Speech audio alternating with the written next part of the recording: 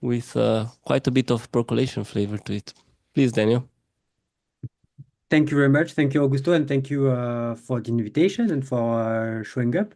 So I'm very happy to talk for you. I would be even happier if I was in person in Rio, but that's the second best option, so that's good for me. So yeah, today I'm going to talk about random walk on the exclusion process. So I know some of you heard me talk about this on this topic a few times, but this is a new, more recent result. And as Augusto mentioned, there will be a percolation flavor to it. And in particular, the main result, as I will explain, can be seen as a sharpness result in the same sense as we talk about sharpness in percolation theory, so sharp phase transition. And I will try to explain, to convey this idea to you. All right, so just as a warm-up, some of you may know or not know that if you look at a random walk in a random environment in dimension 1, so today we'll only talk about dimension 1 on Z, you can always see it as a random walk on a random potential. So the environment is this random potential, this curve, and the random walk is going to be this particle on top of it, wiggling around, moving around, roughly following the slope of this curve, but with some erratic motion, right? So that's a usual random walk in random environment. If this potential is decaying to minus infinity, for example, it will mean that the particle will be transient to the right, these kind of things. So what's a random walk in dynamic random environment, which is the kind of random walks I'm going to consider today, right? So the D is for dynamic random environment. So it's more or less the same, except that this time you're going to allow this random potential to wiggle with time. Okay, so the potential itself is moving with time, fluctuating with time, and the particle on top is moving, right? And so that's the kind of models that are studied in physics. And the case that the physicists like is the case where the environment fluctuates diffusively in time. Okay, so meaning that if you look at a box of size n, for example, it will take time n squared to look random again, all right, to forget the configuration that you have observed. That would be what it means to fluctuate diffusively, right? And I think morally it means that it's the case that somehow maximizes the correlations between the environment, the correlations created between the environment and the particle. So that's for the warm-up. And the kind of questions we're going to look at, it's very simple ones. So some have been solved by Augusto, Marcel Lariou, and myself, and other people. The question we're going to look at, it's the existence of law of large numbers, the existence of CLT sometimes. And if you have a law of large numbers, well, you know that you have existence of the speed, right? So there is a limit for xn over n, all right? And you can ask questions about fine properties of this speed, questions like monotonicity. That's what we're going to look at today, monotonicity with respect to some parameter that I'm going to introduce, which roughly tells you how much slope the potential has. And you want to know whether or not the speed is strictly monotonic, right? So that will be the main question for today. And again, we'll see that as a sharpness result. Okay, so let me define the model more properly now. So to define the model, I'm going to first define the environment. So the environment, it's how I'm going to encode this wiggling random potential, right? And what I'm going to use, it's not me, it's from the physics literature. That's the exclusion process. Okay, so I know some of you are experts on that, and most of you must know, but I will still define it so that we are all on the same page. So the exclusion process, so it's again on Z. So you take it's a Markov process, eta t, on 0, 1 to the Z. All right, so at each site of Z, you have either 0 particle or 1 particle at all times. All right. So to define a Markov process, you need to define the initial configuration and the dynamics. So the initial configurations, I'm going to choose it as a product of Bernoulli with parameter rho, where rho is the density parameter.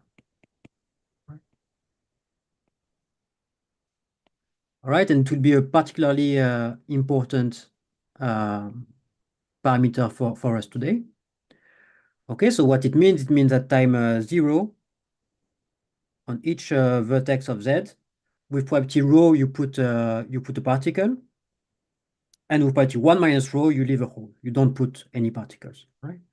So you may have something like that. That's one possible configuration at time 0.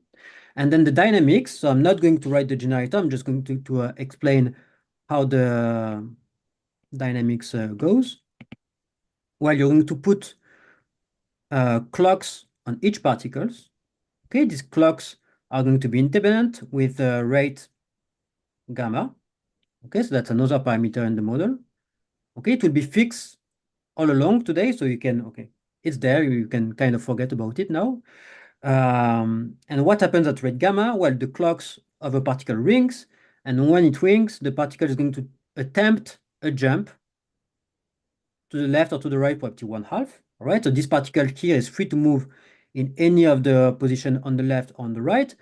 But what's the exclusion rule in the exclusion process? Well, this particle, for example, when its clock rings, it will try to jump to the right or to the left. And if it tries to jump to the right, the jump is cancelled because at all times you want at most 1 particle at each site. Okay, it's 0 or 1 particle at all times. Right, so it's just particle in a one-dimensional space moving around, but there is this exclusion rule that they can't jump on top of each other. All right. So hopefully that's clear enough, right? So just moving, it's, yeah, particle moving on Z and bumping without elasticity onto each other. All right, so that's the environment. Now on top of this, environment, I'm going to put a random walk.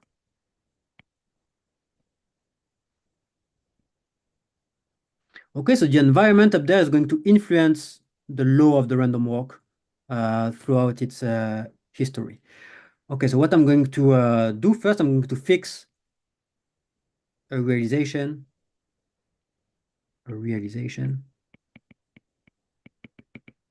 of the environment. Okay, so of the whole history of the environment, right? Sorry, let me come back a second. I should just add a piece of notation. So P rho is going to be the law of this exclusion process.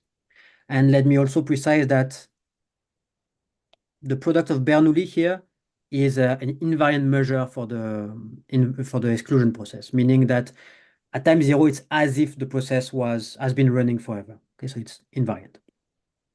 All right. So now for the random walk, you fix a realization of the whole history of the exclusion process. So now the whole process is fixed. And how you're going to define the random walk now? So with the fixed environment, this walk is going to be a Markov chain, right? Once you fix the environment, if the environment stays random, it's not a Markov chain, but once fixed, it is.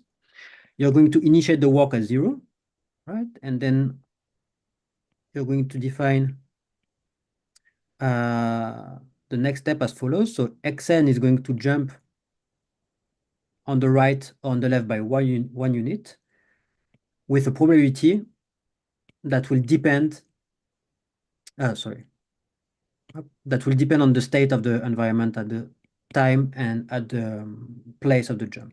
All right, so it will jump to the right with probability, what we'll call p full. It's another parameter that I will explain in a second. If at the time of the jump and at the position of the jump, there is a particle below the random walker, right? Otherwise, it will jump to the right probability p empty, another parameter, if there is no particle. All right, and similarly, Daniel, yes? just a quick question. So this means that time for the environment is continuous and time for the walk is discrete? Yes. Okay. Yes. I will mention that again in a second. That's the case. You could define that's what they do in the physics paper. They take the random walk in continuous time with rate 1. That's perfectly fine. I think anyone reasonable believe that everything I'm going to talk about should apply the same way. But okay, for technical reasons, since a few papers ago, we decided as a group to take the random walk in discrete time. Right? It kills some technical problems, but there's nothing. Okay, thank you. Problem. All right. So yes, and I was about to say you jump to the left of the remaining probability, right? So 1 minus p full if there is a particle below you, or 1 minus p empty if there is no particle. All right. So let me just draw a picture to explain that a little bit more. So at time n, your environment is in a given state. Okay, let's say, yeah, like that. Okay, so that's at time n, you take a snapshot of the states of your exclusion process that's running in continuous time, but okay, it has some configuration at time n. And now the random walk, what it's doing, so it depends where it is. So assume that, what's the hair length of Augusto these days? It's a bit long, right? So Augusto is here on the top of the particle, and is going to jump to the right for p full, to the left for 1 minus p empty. Whereas Hubert here on top of a hole is going to jump to the right for p empty and 1 minus p empty here. So I did a mistake here. It's 1 minus p full, sorry, right? If there is a particle. Okay, so if there is a particle, you choose the law given by p full, right? And if there is no particle below, you choose the law given by p empty. Okay. All right. And I think that's it. That defines the random walk. So again, I need to define my measures. So there are two measures that you can define here. It's pretty usual for random walks in random environment. There is what we call the quench law. Okay, so here I'm going to denote it p eta. So it's what I just defined. You fix eta, fix the whole realization of the environment, and then you have a Markov chain xn. Or you have the anneal law, where you average over the environment, right? So that's what I'm going to denote P rho now. Okay, so the density matters, which is the expectation, the averaging over the environment of the quenched law. Right? And under the anneal law, Xn is not a Markov chain. It's some sort of interacting random walk. Right? Okay, so I'm just going to show you a picture of the graphical construction. Okay, so that defines the random walk properly. A nice way to see the random walk is in a graphical representation, so up here. All right, so what I'm drawing here is time here and z. Okay, so your random walk starts at 0 here, and on each site of z, you have either a particle in your environment or a hole, right? That's here. And then you can create this this field of arrows that will tell you where the random walk is stepping, right? So at each time step, the random walk will take a random step to the right or to the left with a law that depends on the state at the time and at the place of where it is. So here it jumps to the right. And now to decide of this jump, it will look at what's the state of the environment at that point and take a step accordingly at random, all right, with the right law. And okay, it gives you a curve here on Z2 that gives you the trajectory of your random walk, right? And what's useful doing this graphical representation is that now, I will do it later, I can follow several random walks on the same environment using this field of arrows, right? So I can consider the random walk started here, and I can follow the arrows up, and here they collide, and they will stay together, right? So that's how we're going to use the graphical representation over and over again during this talk. All right. So what's the difficulty with this model? We're just drawing a picture again of this space-time representation. Is that, okay, you look at your random walk, but the trajectory of the random walk depends on the environment, right? So if you observe what's happening for the random walk around this position, right? It gives you information about the environment at that place, right? And it will influence what's the state of the environment over here, right? So it creates correlation in this space-time picture that are going to propagate in a space-time like that, right? So that's why it's an interesting random walk. What's happening for the random walk here will influence what's happening for the random walk there, right? And that's pretty much at the heart of the difficulties that are in this model, right? It's dealing with these correlations on top of the random environment and the fact that it's dynamic and so on. Okay, the correlations are a big problem. Let me mention that this random walk is not reversible. It's not what we call divergence-free or this kind of things where you would be able to use some general techniques to study it. And in particular, there is no known, and we don't even know if it exists, there is no known environment seen from the particle for the random walk, all right?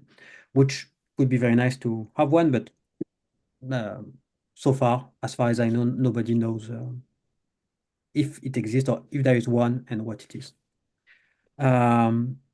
All right, so that's it for the introduction. I will just finish by saying that I'm going just to mention a couple of papers in the talk, but it's a model that has been studied quite a lot. In particular, if you look at the general model of random walk in dynamic random environment. So as I just said, one of the biggest difficulty in the model is the discorrelations. So what people did in the early days, 20 years ago, is that they looked at similar model, random walks in dynamic random environment, but where the environment has better mixing properties than the exclusion process. So the exclusion process is slow to mix, right? It's at a quadratic mixing time, which in particular means that if you look at the covariance between what's happened for the walk here and what's happened for the walk here, it at most decrease like 1/square root time, which is slow, right? It's not integrable in particular. So what people did 20 years ago, they looked at a model that makes much faster. So there were papers, for example, of Avenad and Hollander, Kestensidor, Vicious, where they looked at a very similar model, not exactly the same.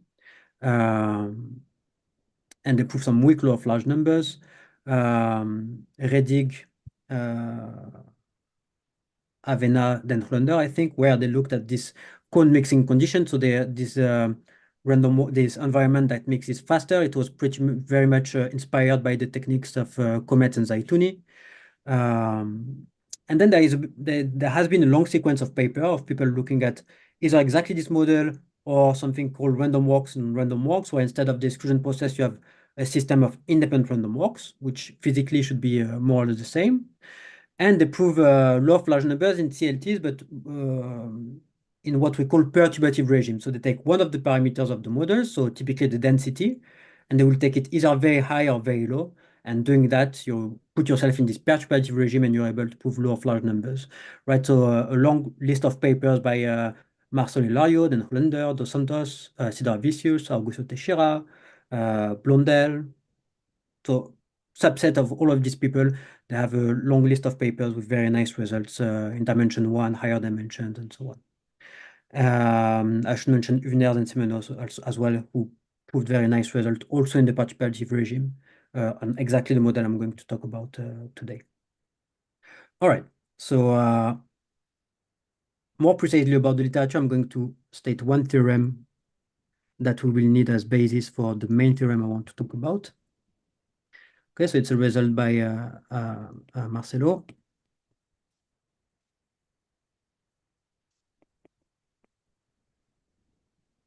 Myself and Augusto.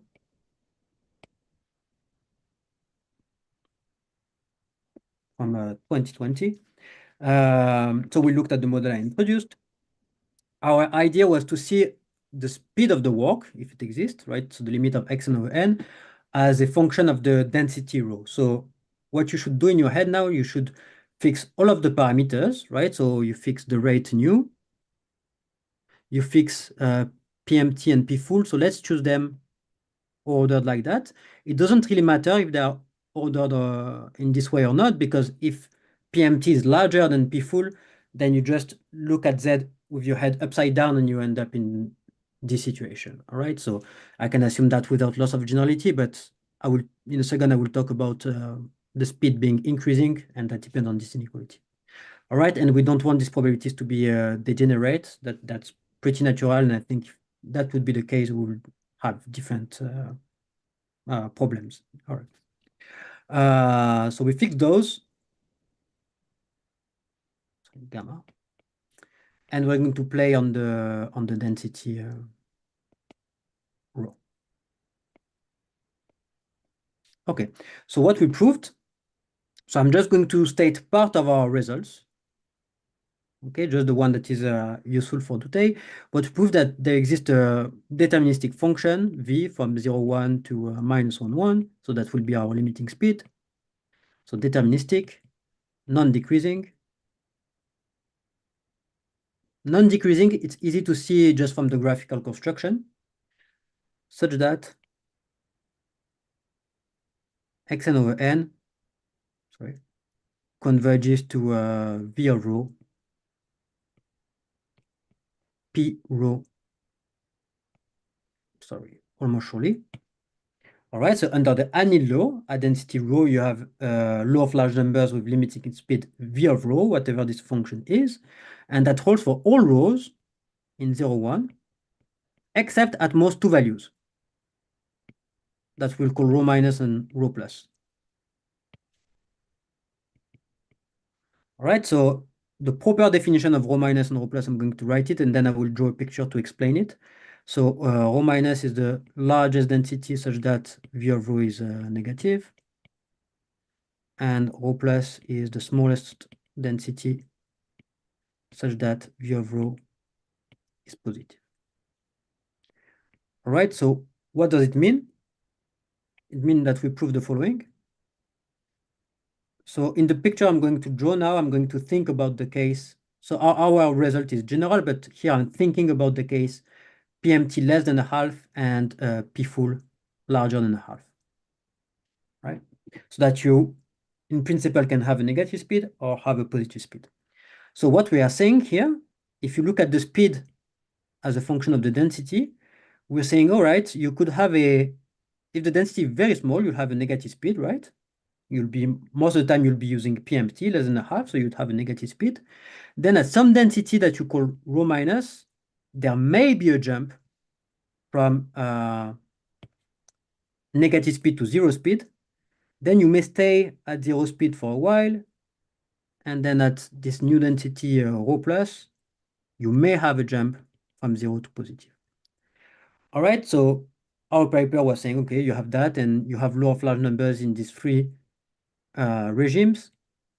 But if there is a jump in the speed, then we don't know, we can't say much more, right? If there is a discontinuity in the speed, you're a bit in trouble. We are not saying that the discontinuity happens. We're saying that's all we can prove, okay? The worst case scenario would be a diagram looking like that, right? And in the paper, we add fluctuations in the non-zero speed regime, usual CLTs, diffusive CLTs in the non-zero speed regime, right? And whether or not there is a CLT here and the nature of the CLT is more complicated question that we'll talk about again in a minute, right? So that's what we proved. Okay? That there is a law of large numbers everywhere, except at most at these two densities where you may have a jump from 0 to non-zero. All right, and so what we wanted to prove with Guillaume and Pierre-François, so Guillaume Conchon-Kerjean and Pierre-François Rodriguez, was that this flat regime here did not exist, okay? That the speed was strictly monotonic, strictly increasing in rho, okay? Which I was a bit sad about it. So we proved that. I will write the result in a second. Why I was sad? That's because if there had been a flat bit like that, would have meant that there is a trapped regime for the random walk on the exclusion process. Okay, because what I mean by trapped regime is the following. So there would be one density here, let's say rho 0, where the random walk is recurrent, 0 speed, usual stuff. But then if you increase a bit the density and you put yourself here, then most likely random walk would become transient, but would still have 0 speed, right? So it will be a transient sub-ballistic regime, which is what can happen for usual random walk in random environments, static environment. So that's been proved a long time ago, 8 years ago or something like that. But it was very unclear whether it would happen for random walk in dynamic random environment or not, right? What we know is that the static traps don't work, but we don't know whether they could have been other traps, right? So the fact that the speed is strictly monotonic now is a good indication that this doesn't happen. All right. Okay, so what's the main result for today? That's the following. So we prove that this flat bit doesn't happen. So that's with Guillaume Conchon-Kerjean, who is a lecturer at King's College London, myself, and Pierre-François Rodriguez, who is at Imperial. And that's from a few weeks back. All right, so what we prove is that you can state it in many different ways. One way of saying it is that rho minus is equal to rho plus, right? Or that V is strictly increasing.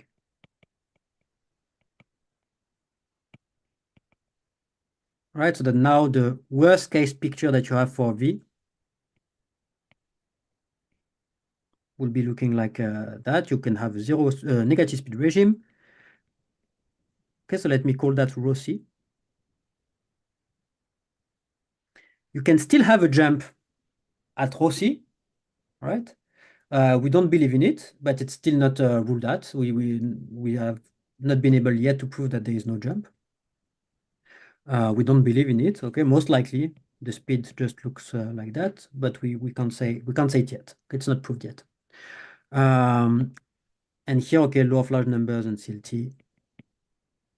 Law of large numbers and CLT. That's what has been proved so far. And here at that point, in general, we can't say anything because if there is a jump in V, we don't know what to say. In some cases, okay, we still don't know the continuity, but we know that V of rho here can only be 0. Okay, so maybe you have a jump, but at rho C, V of rho is equal to 0. The only case where we're able to say that is the symmetric case when P full is equal to 1 minus P empty, larger than a half. If it's equal to a half, then it's clear, okay, it's simple random walk. But okay, so the interesting case is larger than a half. It means that it's balanced in average, this random walk. Okay, or rho C is going to be 1/2. And you know that at 1/2, we know that the speed can only be 0, and we know that there is a law of large numbers. That's from the paper with Augusto and Marcelo. And what we added, it was actually very simple to add, is that at that density, you're recurrent as well. All right, that was from a very easy argument adapted from Renato dos Santos. So it proved that in that case, with parameter that satisfy this law, you're either transient with positive speed or 0 speed and recurrent, right? Which means that there is no trapped regime. And that answers some of the conjectures from the physicist. All right.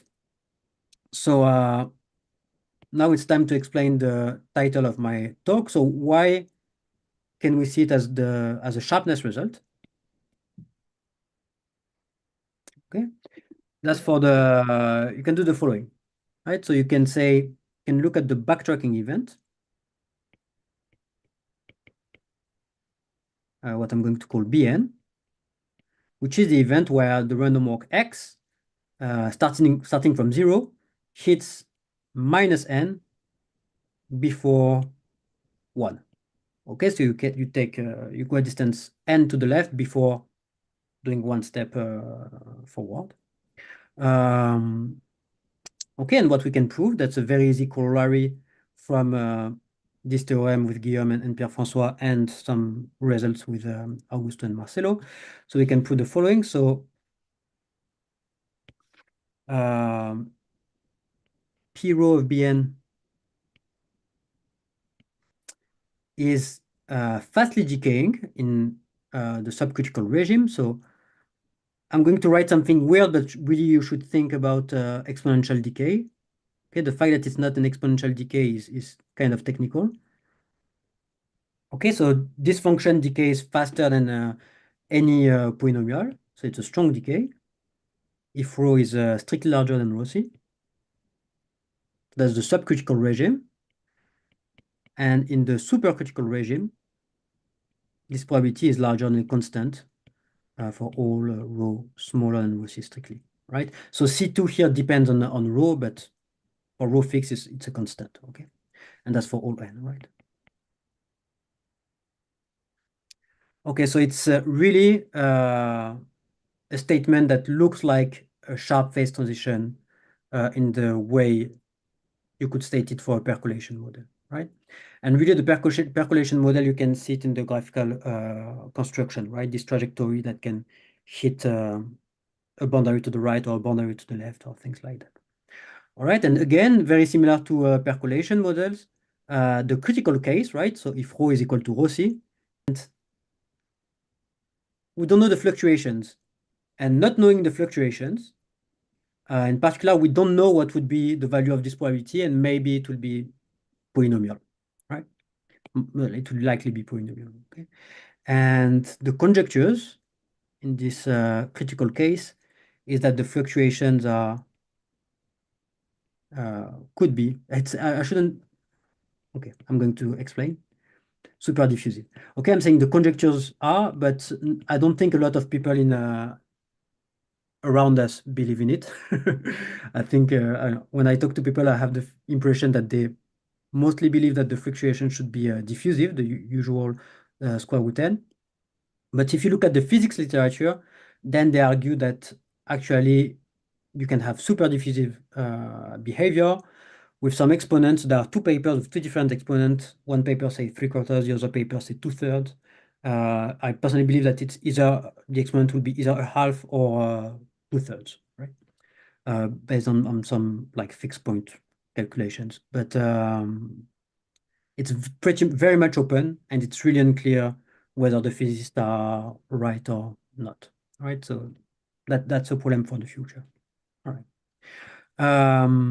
Okay, so I explained to you, I give you one reason why you can see it as a sharpness result. And another reason is that our proof, right? So our proof is inspired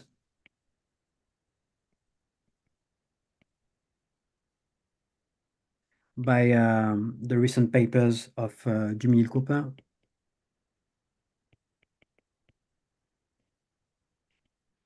Ozwami,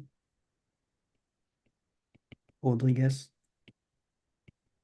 and Severo.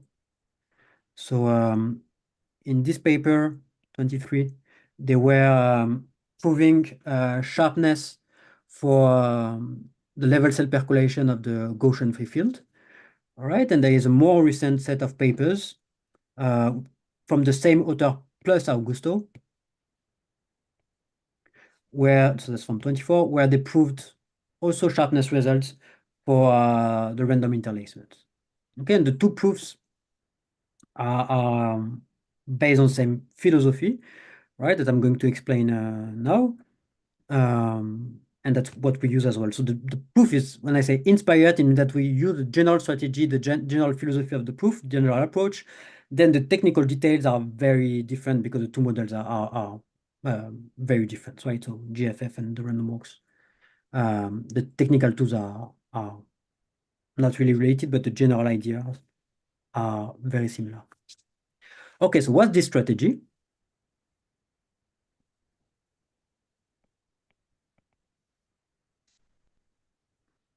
Okay, so strategy of the proof.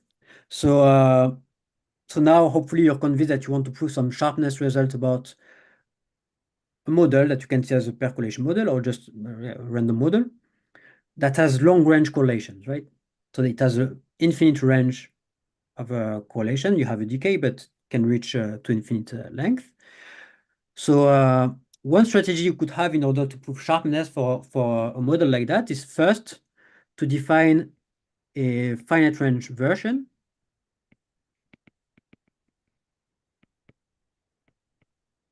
A finite range model with good sharpness. Okay, and what I mean by good sharpness, well, I stay not precise on purpose, but you can think trying to prove something quantitative, for example, right? So having a precise sharpness. Or two, so that should be, so which finite range model you're going to choose? Well, you have to take a good guess, and then proving good sharpness hopefully should be not too hard because it's a finite range model. And the second step would be, well, you have now to be able to compare the finite range model and the full range model.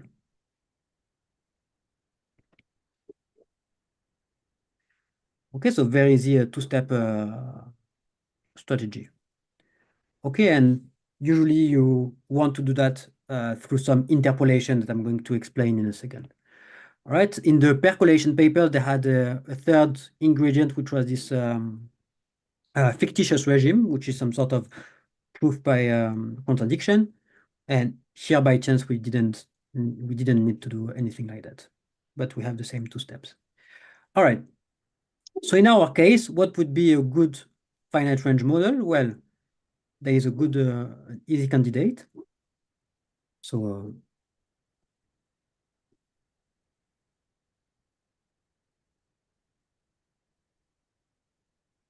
I don't know if you can hear my dog barking. I apologize if you do. So define a finite range model. So you can try the following. So I draw again the space-time picture. That's again time. That's that. Okay, so remember that in the original model, you have the exclusion process running in the background in continuous time everywhere. And that's what creates the correlations, right? So what I'm going to do now, at each L step in time, I'm going to completely refresh the environment. Okay, so you completely forget what happened so far, and you pick a brand new exclusion process started from the invariant measure product of Bernoulli's. Okay, and now on top of that, you define a random walk. I was going to work on that. And the advantage now is that at each L steps in time, this random walk forgets its environment and kind of starts afresh from its position, right? So this displacement, these blocks are now IID, right? And you should be able to prove all kinds of results that you would like to prove, hopefully, right? In particular, the law of large number becomes very easy, right? So one thing you could, so let's call that Xn rho. I will keep the density on the random walk for now, and L. Okay, and what you can prove, for example, very easily is that you have a law of large number for this random walk. Okay, you converge under Ganil law. You converge to some limiting speed VL of rho, and you even have a formula for VL of rho, which is the expectation of XL, so the position at time L of XL of rho divided by L. Right, it's the normalized average displacement over one regeneration block, right? Okay. So that's what you get from the usual law of large numbers. Okay, and just a remark now. In this expectation, I'm writing the expectation of the finite range random walk, which is true. But because at time L, my environment here has not refreshed yet, it's just about to refresh, I can remove the L here and consider the expectation of the original random walk. Okay, that's the same because at time L again, my environment has not refreshed. So the law of XL rho L is the same law as XL rho, right? Okay, so maybe I will put it in red to say that we can put it or not. And I will do both. All right. Okay, so that's our finite range model. Okay, that's pretty natural. And now, what results do you need to prove exactly about this finite range model and about its relation to the full range model in order to be able to conclude? Well, you need to be able to do the following. So you need to prove two propositions. So I'm going to write the propositions and then I will show you two pictures quickly to try to explain how you prove those. All right, so the first proposition approximation, you want to prove the following. So you want to prove that for all densities, for L large enough, okay, so that's the range of the finite range model. For some alpha L, which will be some quantity that depends on L and that goes to 0 with L. So I'm going to write something, it doesn't really matter what it is, but it's a quantity that goes, a small quantity that goes to 0 with L. Okay, so what you want to prove is that the speed of the full range model is somehow close to the speed of the finite range model. Right, so let me write and explain.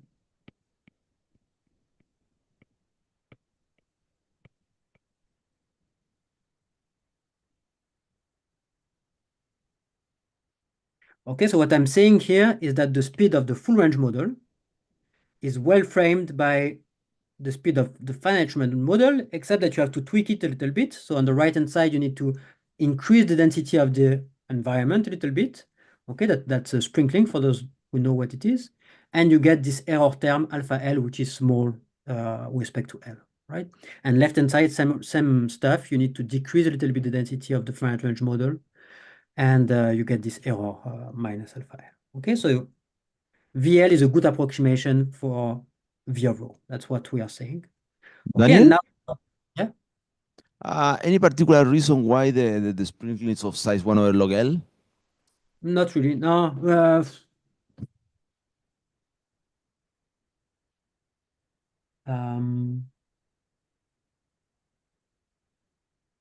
Yeah, I think that's more or less the best you can do, I think.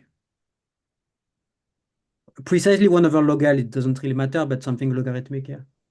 Okay. Thank you. Right. And the second proposition is what I'm going to call quantitative monotonicity, right? So that's the precise sharpness of the finite range model.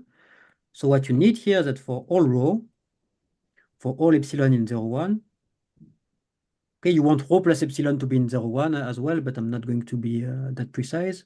For all L larger than some constant that depends on rho and epsilon, right?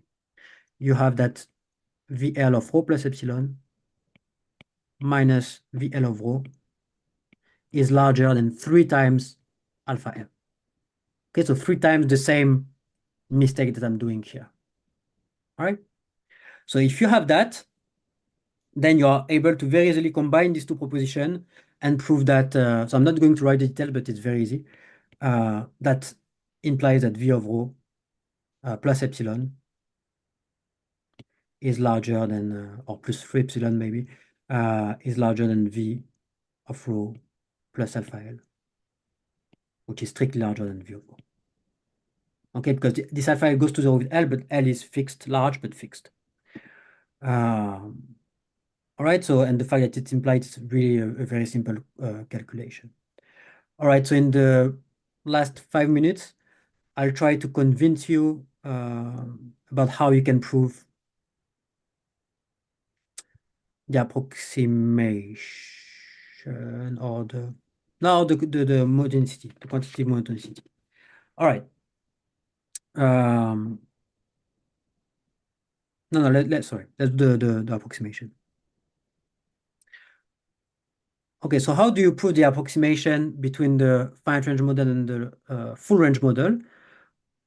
Well, the idea is to do some sort of interpolation, as I mentioned, right? So you have your full range model here. And what you want to say morally is that the full range model is going to be very close to a finite range model with a very large range 2 to the n L, right? So these two models should be very close, right? Then this model with range 2 to the n L at time 2 to the n, you want to say that, yeah, also, okay, it's going to be close as well to a third random walk with range 2 to the n minus 1 L, right? Meaning that you have now a third random walk that's going to walk on the same environment up to here, and then to walk on a different refreshed environment, okay? And you want to control the discrepancy between x to n L and x to n minus 1 L.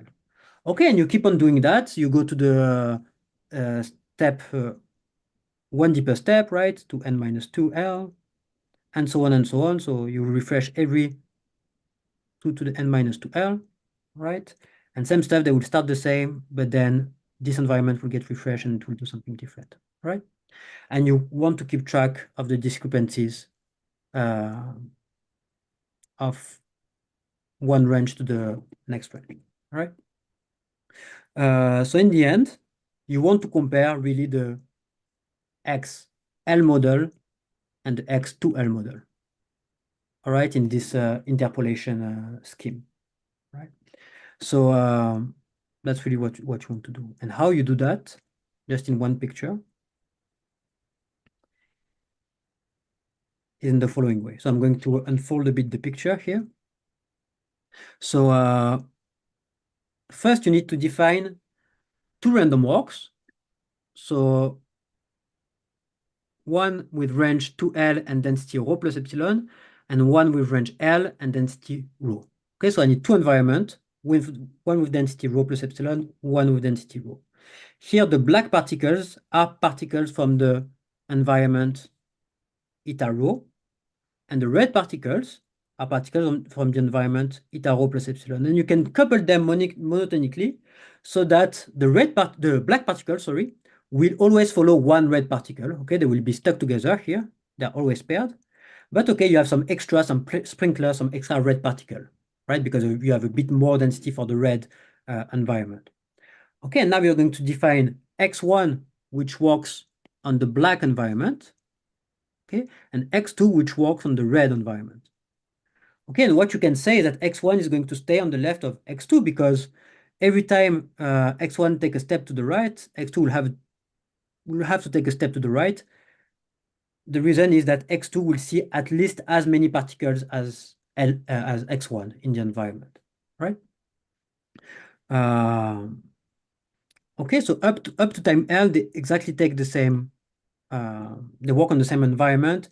X2 has a little bit more particle, but you can kind of discard that, forget that actually X2 could be a little bit more to the right. Okay, so let's forget about that. And then what happens at time L is that the environment with density rho, the black environment, is going to refresh, but not the red environment. Okay, so the red particles stay where they are, and the black particles, they get redrawn from the Bernoulli distribution. Okay, so you lose the monotonic coupling. And the whole game now, if you want to be able to compare the two random walks, the whole game is to recouple the two environments. So that's what we do now in this gray area. Okay, the random walk stops looking at the environment, and we do a coupling and try to recouple the two environments, right? So we try to recouple each black particle on the red particle, right? So there is a bit of a mistake in the picture here, I realize. So this one should be red, I guess. This one should be red. All right. And this one should be red. Okay, everywhere where there is a black particle, there should be a red particle with it, right? Oh, no, sorry, I'm wrong. Let me come back to that. I forgot my own picture. So let me explain. We do this coupling. As I said, you want to recouple the two environment, but we do it in a shifted manner, right? As I said, we want the random walk to forget the environment, to not look at the environment. So we're just going to assume that the worst thing happens. And the worst thing for us to happen means that the red, I don't know what happened, sorry. How do I do? All right. The worst that can happen for us is that the red random walk goes to the left here, straight. and the blue random walk goes straight to the right. And what we are going to work on is to recouple the environment, but in a shifted manner, so that the red random walk seen from this position, right, as an environment that dominates the environment of the blue particle of the blue random walk seen from this position, right? And you can see to each black particle here, right, there is a red particle not so far that corresponds to it. I think it's this one. For this black particle here is this one. For this black particle is this red particle, and so on, right? So they are just coupled in a shifted manner, right? I may get it wrong, but that's the idea. Each black particle has somewhere a red particle shifted by a given quantity, which correspond to this distance here, right? And if you manage to do that, then the random walk seen from this position sees the same environment, at least the same environment as the random walk from this position, right? And you're able to control the discrepancy between the two random walks doing that, right? So now the whole game is to be able to do this coupling in a short enough time, right? And this 1 over log L, this little sprinkling, is what allows us to create the coupling in a fast manner, right? And I think I will stop here because I've already taken a lot of time. Thank you.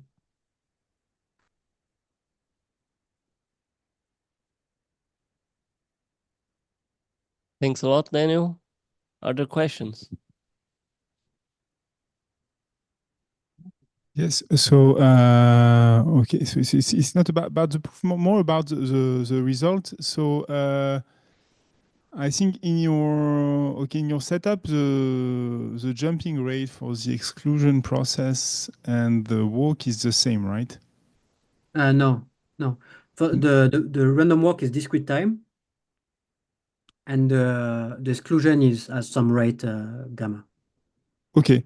So if you make gamma tend to 0 or to infinity, I guess okay, if you make gamma equals 0 or gamma equals infinity, then you get random walk in a random environment and a random walk in no environment. Yep. So do you have continuity results in gamma equals 0 and gamma equal infinity? It's a bit unclear. So the paper of Uveners and Seminário, that's what they do. So they play on the rate of the environment. And I think what they claim, so when they take gamma large, the rate of the environment large, clearly you have some sort of averaging. It looks like the average environment. They prove everything in the ballistic regimes, right? They need the ballisticity.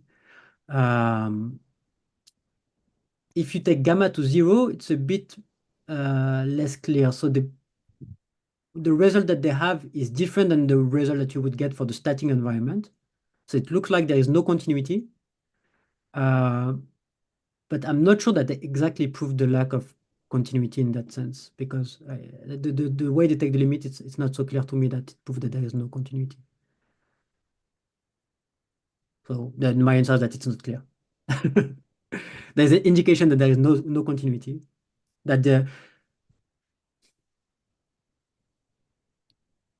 I think I believe it actually. I think I believe that there won't be continuity, that the fact that it's dynamic won't disappear even if you take gamma super small. Okay, and a question about this conjecture for rho equal Fluctuations. 1/2 about the super diffusivity.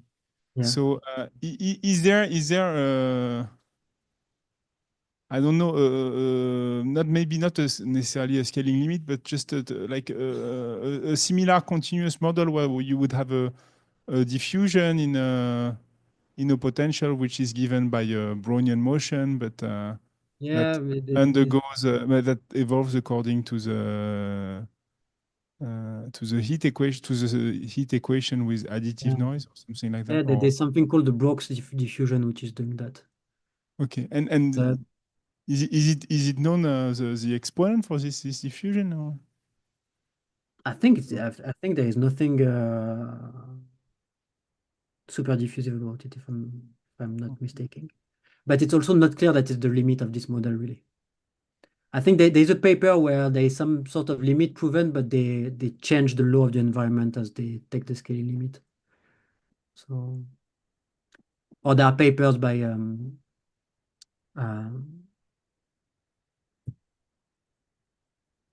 sorry, his name is your colleague at IMPA. I'm forgetting his name for some reason. Who was in Bath? A colleague at IMPA? Oh. Yeah, you're here. C'est Italian. Sorry, but I didn't sleep a lot last night. I'm sorry. But anyway, they take hydrodynamic limits, but again, changing the rate of the environment as they go. So again, it's not so clear that it's the scaling limit. The scaling limit of this model, right? So there is no, it's hard to draw a direct comparison between the discrete models and the continuous models as we are, where we are. And what's the intuition why you go from like very subdiffusive in the static case to perhaps super diffusive in the dynamic case? Well, that I think we can a little bit understand. So a consequence of what we proved with Guillaume and Pierre-François in the details of this like quenched couplings of the environment is that if you look at the exclusion at the environment around the random walk, there is a good mixing around the particle, right? Around the random walk. In particular, it tells you that the trap that you create in the static case, so the trap in the static case is these small areas where the drift is totally crazy. So you're supposed to go to the right, but you have these small areas where the drift is totally opposite to it. So consequence of what we proved that these traps here dissolve quickly, right? And that there is no other trap that are created. So if you would like to be subdiffusive, very subdiffusive, like in the static case, you would need this trap to stay for a very long time, right? But they don't. On the other hand, if you want your random walk to be super diffusive, you just need to find a weird area in the environment and run over it for a short time. Okay, so you can create weird atypical zones in your environment that don't survive for long, but long enough for you to run through it and feel the effect. Right, so for example, it would be if you see your environment as a Brownian motion, it would be an excursion of the Brownian motion, right? So your environment is supposed to be fairly weird, but then you have something crazy in the environment, big excursion. But this Brownian motion is moving, right, with time. It's moving with time, but not fast enough so that your random walk will run across the excursion in the environment, if you see what I mean, right? So you don't need the excursion to stay alive for a long time.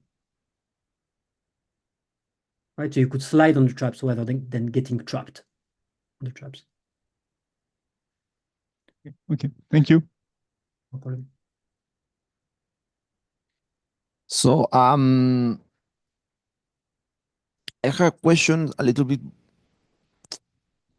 about extensions. No? So how model dependent is your proof in a sense? I mean, if instead of putting exclusion, I put some other conservative system or I don't know, finite range, random walks, things like that.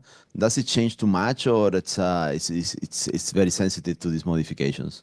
So the finite range that's hard, right? Because a lot of what we do relies on both in the latest paper and the paper with Augusto and Marcelo, it relies on this graphical construction, the fact that these two green and red random walks can't cross. If you have finite range, then they can jump over each other and so on.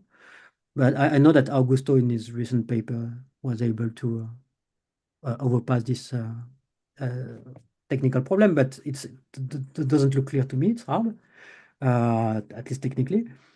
And then for the environment, what should matter is the physical properties of the environment, right? The fact that it's conservative, that it fluctuates diffusively, and so on. So in the paper with Augusto and Marcelo, we do it both for the exclusion process and for the Poisson cloud of random walks, so independent random walks moving around. And the paper with Guillaume and Pierre-François, we well, essentially also do it for these two models, but we define a set of conditions that in principle you could play and try to apply to whatever environment you think would fit, right? So in the paper we do it, we prove that the exclusion and the independent random walks fit these conditions, satisfy these conditions. But you could come up with different models at different environments that check these boxes. And the condition that we give, it's more or less what I just said, right? And the sprinklings, that you can do some sort of sprinkling. That's important.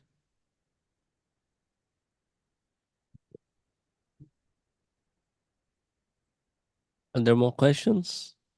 Maybe from the online audience? Yeah, Leandro? Yes, so thank you very much, Daniel, for your talk.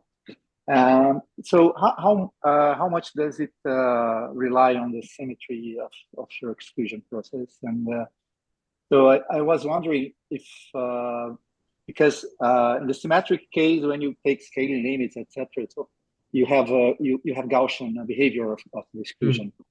But if you are in the symmetric case, then you start to see KPZ correlations and things get different. The environment get different, the correlations get different. So you think this can affect the limit behavior of your random walk? And is it possible to somehow see the KPZ in this limit somehow? I was wondering about what do you think? Well, I think it's another question. It's not so clear. So I thought when we finished the paper with Augusto and Marcelo, I thought that would be like a technical stuff that you would have a similar law of large numbers, except at the characteristic speed of the asymmetric exclusion, right? If you take asymmetric exclusion, but I'm less convinced now, right? Because the correlations are weirder, right? But yeah, I think there would be a technical difference. There are some cases that you can prove. I think Marcelo has a paper on that with maybe Renato and some other people, where they prove something for the asymmetric exclusion, but in the case where clearly the random walks will go faster than the characteristic. So you kind of stay away from the bad zone. If you end up in the middle of the two characteristics here, then I'm not sure what's happening, right? And technically, I don't think anything that we have done so far would help a lot. If you can prove the equivalent of the results that we have with Marcelo and Augusto, the law of large numbers and the CLT, I think the monotonicity would come more easily than that, just because of the technical points that we use in the proof, right? We just use some sort of local mixing around the random walk, and I think all this kind of stuff with the sprinkling should more or less stay. But for the law of large numbers, it looks less clear.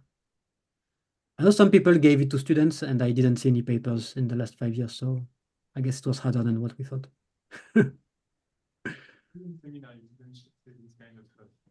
I can't hear you, Igor. It's a student seminar, so you shouldn't say this kind of stuff here. Sorry. Yeah. They were not up to the challenge, right? That's what I should say. No, you should say that PhD directors never do this kind of stuff.